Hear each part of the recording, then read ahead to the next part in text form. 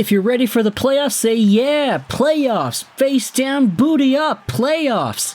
Today, we are going over the playoffs, because the playoffs are going to happen months and months and months from now. I think between the time we are making this video and the time the playoffs begin, I think you could probably have a child.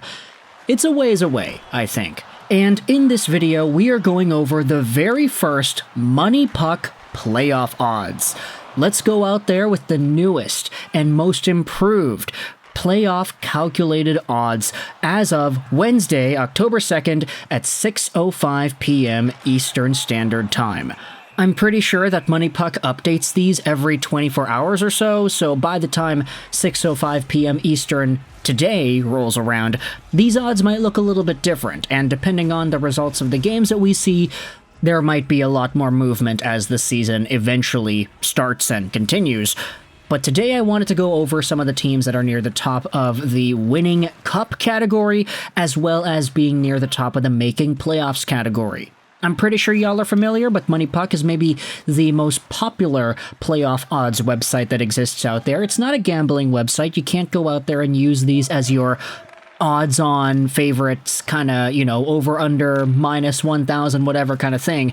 I'm just tossing out whatever knowledge I know about betting into the microphone. I don't really know anything about it, but instead, MoneyPuck is just a database. They take the results of the games, they use the advanced analytics, and they project models that say who should make the playoffs, who should win the games most likely, and who has the best chance of doing so. So let's go out there and talk about the top 10 teams that have the chance of making the playoffs via the percentage odds. They go as follows. The Edmonton Oilers have the #1 chance of making the playoffs this upcoming year, as they have a 93.9% chance of doing so. Second, with 89.9%, you have the Dallas Stars. Third, 84.1%, and the first team in the Eastern Conference, it is the Carolina Hurricanes. With an 83.7% chance of making the playoffs, it is the Colorado Avalanche. The reigning Stanley Cup champions, Florida Panthers, they have an 83.3% chance. The New York Rangers have an 81.6% chance.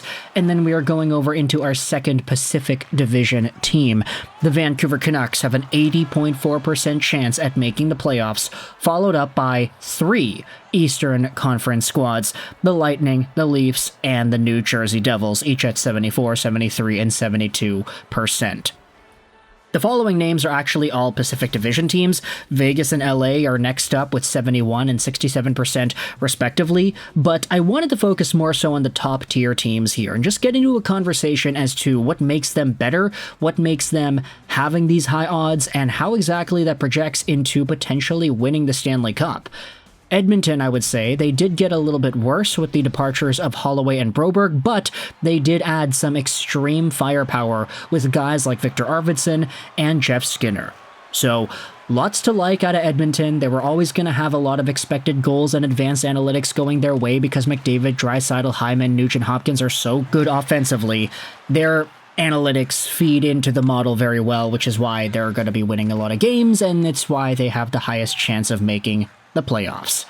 Dallas, Colorado, these Central Division teams also are very solid. They have definitely a lot of potential heading into the next year or two here. Dallas was a reigning Western Conference finalist, so the fact that they are second overall in the West in making the playoffs does make sense. Carolina is there because I feel like they're always there. They've always been so close yet so far away. They just need the goaltending to really allow themselves to take the next step over the hump. Who knows if this season Freddie Anderson is going to be able to do that for the Carolina Hurricanes. But other than that, they are a very strong team. They're a very capable team. So the fact that they're here, I mean, it makes sense, right? Then you go over into some of the other squads. The Florida Panthers are the reigning Cup champions. Sure, they lost out on some guys, but they are still a force to be reckoned with. That D-core, man. Sure, you lost out on Brandon Montour, but you still have Ekblad, you still have Gustav Forsling, you still have Nico Mikkola. There's a lot to like here out of the Florida Panthers. Same could be said about the Rangers. This could be seen as one of their last dance situations. I mean, Jacob Trouba said himself that he feels like this may be one of the last chances for the team under this core to really contend and compete for a Stanley Cup. That's kind of alarming if you're Artemi Panarin, but if you're looking on the outside in, maybe you see some truth into what it is that Trouba is saying. Who really knows? And then finally, I wanted to talk about the Vancouver Canucks here, because the fact that they're labeled as the second best team in the Pacific is not surprising. I think a lot of people, analysts and reporters, had the Canucks as number 2 in the Pacific heading into the year.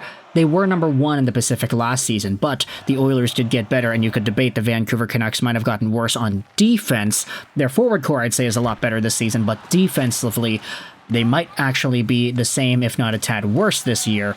Plus, with the injuries to Thatcher Demko, it definitely changes the odds-on in the model here. So, the Vancouver Canucks are not even in their final form, I would say. But they still have a pretty good chance at making the playoffs, 80.4% chance. It means they're pretty much locked in if you wanted to contend with all the other Pacific Division teams. Of course, though, if the Vancouver Canucks start out the 24-25 season 0-10, then these 80.4% odds of making the playoffs are going to go down way, way further. And if you wanted to expand a little bit more on some of the Canucks conversation here, let's go over into, let's just say, second round here. Vancouver is ranked in the same position in making the second round than they are in making the playoffs in general. They have a 42.7% chance of making the second round. Now, if they're going to be second in the division, they're most likely going to play off against either Vegas or LA in that second round matchup. Who really knows whom it is they end up playing up against, and if they do, I feel like there are going to be some demons that need to be exercised, because the last time the Canucks played off against the Vegas Golden Knights, they ended up losing in 7 games because Thatcher Demko went bubble Demko mode and ended up carrying the Canucks to reach Game 7. And the last time the Canucks played off against the LA Kings in the playoffs was in the 2012 Stanley Cup first round, where the first-seeded Canucks lost in an embarrassing fashion to the 8th-seeded LA Kings, who inevitably went on to win the Stanley Cup, period. The Canucks were down 3-0 in that series, I'm pretty sure. They won 1 game, then they lost. And I remember that very fondly because for me, I was a 12-year-old dude. No, I was 11 at the time. My birthday was later in the year. But I was an 11-year-old kid trying to see my favorite hockey team bounce back and redeem themselves in the playoffs. And then they just ran into a freight train of an LA Kings team that only lost 4 playoff games that entire run. Man, they were good. Vancouver might need to exercise some demons if they do maintain that second overall position in the Pacific Division. Now, I wanted to go over to Win Cup too, because this is also listed out here. Here are the odds for the teams in terms of winning the Stanley Cup. Edmonton has won again. They've got a 12% chance at winning the Cup. Dallas has a 9.8% chance. Florida, a 7.9% chance. Carolina, 7.6%. Colorado, 7.6%. New York, 6.7%. Vancouver is actually tied with Tampa Bay with a 5.6% chance of winning the Stanley Cup. And their current point projection is around 102 points.